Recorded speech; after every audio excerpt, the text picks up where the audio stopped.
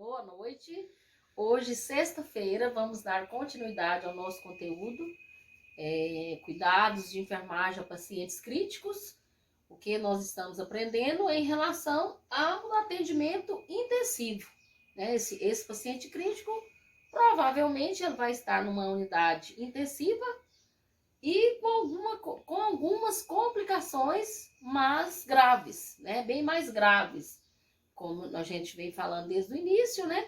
Então, nós falamos neste conteúdo de admissão do paciente crítico nas unidades, né? Falamos primeiro dos pacientes na parte cardiológica, que toda doença cardiológica, geralmente ela vem com complicação, né? Respiratória também, e agora a gente vai falar das neurológicas. Então, são três, né, principais que agrava e que serão admitidos nessas unidades de terapia intensiva, que é a UTI, e que seja também na unidade clínica, é uma urgência, tá?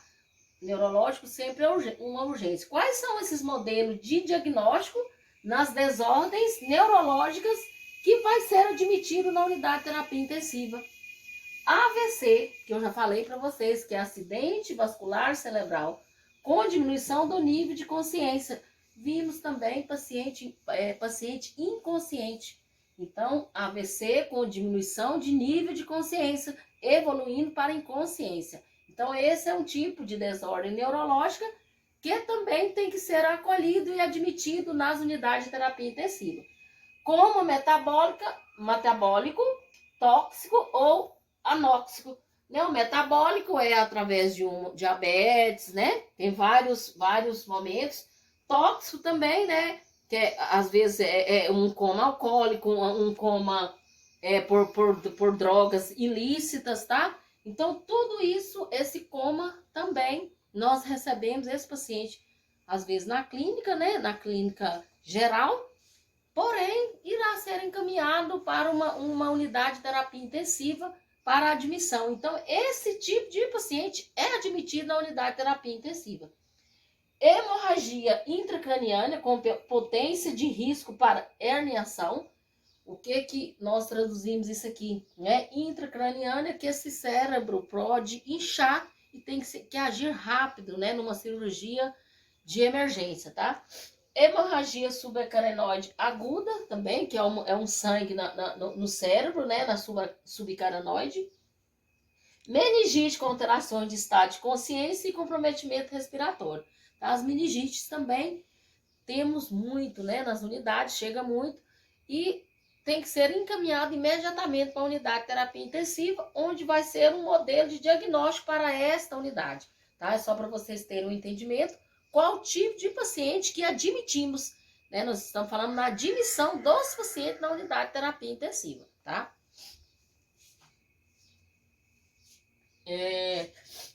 Falando mais sobre as desordens neurológicas, né? Afecções do sistema nervoso central ou neuromuscular com detério do estado neurológico ou da função pulmonar. Então, são doenças do sistema nervoso central, que também acomete o paciente a levar uma gravidade, né? O paciente pode ficar grave. Status epilético, tá? As crises epiléticas também vêm, às vezes, com um rebaixamento de consciência, pode evoluir até para uma parada, né? Morte cerebral ou potencial para a morte cerebral, sendo agressivamente manejados enquanto se determina condições de doador de órgãos e tecidos, tá? Então, assim, às vezes fica lá na unidade, né, para retirar, né, depois, se esse paciente for um doador, ele vai também ser admitido lá na unidade para realizar esses procedimentos. Vasoespasmo, né, se o paciente tem uma dilatação, né, de vasos. Injúria cerebral aguda severa, que é o TCE, né, que é o traumatismo crânioencefálico, tá? Que o cérebro está, às vezes não tem tanta fratura, mas está com sangue, né, está com edema. Esse paciente também tem que ser encaminhado à unidade de terapia intensiva e acolhido, né, que nós falamos de admissão.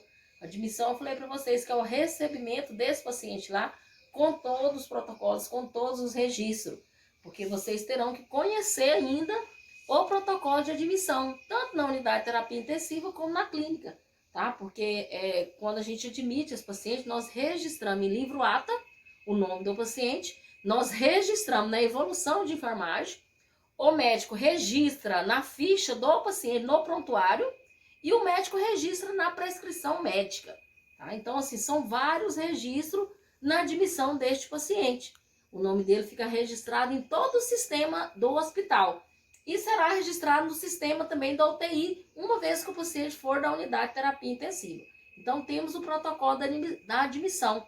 Então, vocês terão já que ir aprendendo passo a passo, né? Temos a admissão, temos a alta, tá? Temos a alta a pedido, talvez o paciente pede para ir embora, nós não podemos deixar aleatoriamente. Temos também o protocolo desse alta a pedido, tá? Então, tudo isso já são aprendizados para vocês quando forem atuar nas unidades, tá bom? Atuarem, né? Modelo de diagnóstico, intoxicações. Também é gravidade, né, gente? Intoxicações. Injeção de drogas com estabilidade hemodinâmica, tá? As drogas, geralmente, inclusive até as drogas, medicamentos também, que chamamos de drogas também, que alguns medicamentos. Tem paciente que, por exemplo, hoje não tem muito, gente, mas eu acredito que algum de vocês já ouviram falar, né, na bezetacil, quando é administrada fora do hospital, que o paciente tem uma manifestação de uma alergia, né?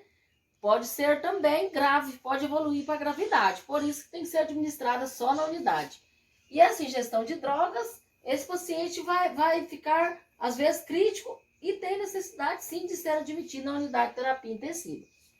E drogas com alteração significativa do estado de consciência, tá? O paciente fica inconsciente e tem que levar ele para a unidade de terapia intensiva. Com risco de aspiração pulmonar, tá? Tem droga também que o paciente aspira, né? Convulsão pós-ingesta de drogas, tá? A gente recebe muito paciente nas unidades convulsionando, porque usou muita cocaína, usou muita maconha, né? E o paciente evolui para uma convulsão. O sistema nervoso central dele não resiste tanta pressão, a pressão aumenta, os parâmetros respiratórios dele fica prejudicado em relação a quantidade, né, de droga no organismo do paciente. Por exemplo, o álcool também é uma droga, né, gente? É uma droga lícita. Porém, chega muito paciente também nas unidades com intoxicação com álcool, tá? O paciente bebeu tanto que ele está em coma alcoólico e precisa, às vezes, de ir para a unidade de terapia intensiva. Tem paciente que evolui até para intubação, tá? E aí depois, se for um paciente que já tem um vício, né, que já bebe muito, ele ainda demora a retornar, tá? Ainda demora a voltar desse coma alcoólico, tá bom? Então é isso aí, gente. A gente está estudando essas admissões dessas gravidades na unidade de terapia intensiva. Modelo diagnóstico nas condições gastrointestinais. Hemorragia digestiva volumosa também é grave, tá? Proveniente de uma medicação, por exemplo, Torcilax. Eu já assisti paciente que teve que ser encaminhado imediatamente, estava com uma hemorragia importante, né? Uma hemorragia volumosa, que nós chamamos, por uma medicação Torcilax com o mau uso, né? O mau uso do Torcilax. E tem outros motivos, né, que levam o paciente a desenvolver uma hemorragia, incluindo hipotensão arterial, também a queda de pressão arterial, sangue. Por que a gente fala hipotensão arterial? Porque quando o paciente tem uma perda sanguínea importante, a principal complicação é a queda da pressão arterial, porque não vai ter esse volume de sangue para circular, né? Então, a tendência é cair. Sempre nós temos paciente no centro cirúrgico que tem uma perda importante, a pressão dele cai 6/4, né, 8/4. Então, essa também é uma complicação que leva o paciente a ser admitido na unidade de terapia intensiva.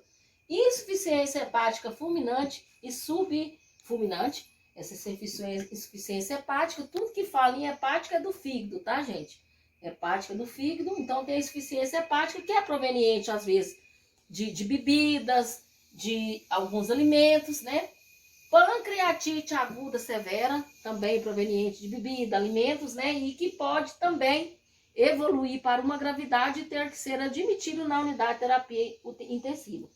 Perfuração ou ruptura esofágica com ou sem meadiastinite, que é a síndrome de Boerhaave, né? Então, isso é um problema no esôfago. Se perfurar também leva a uma complicação que teremos que levar esse paciente para ser admitido na unidade de terapia intensiva, tá? Então, gente, nesse primeiro momento, nós estudamos um modelo de diagnóstico neurológicos, gastrointestinais e intoxicações, tá? Então, vamos dar continuidade daqui um pouco e mais diagnósticos para vocês terem a noção qual o tipo de pacientes que são graves, que são levados para a unidade de terapia intensiva para ser tratado como um paciente crítico, ok?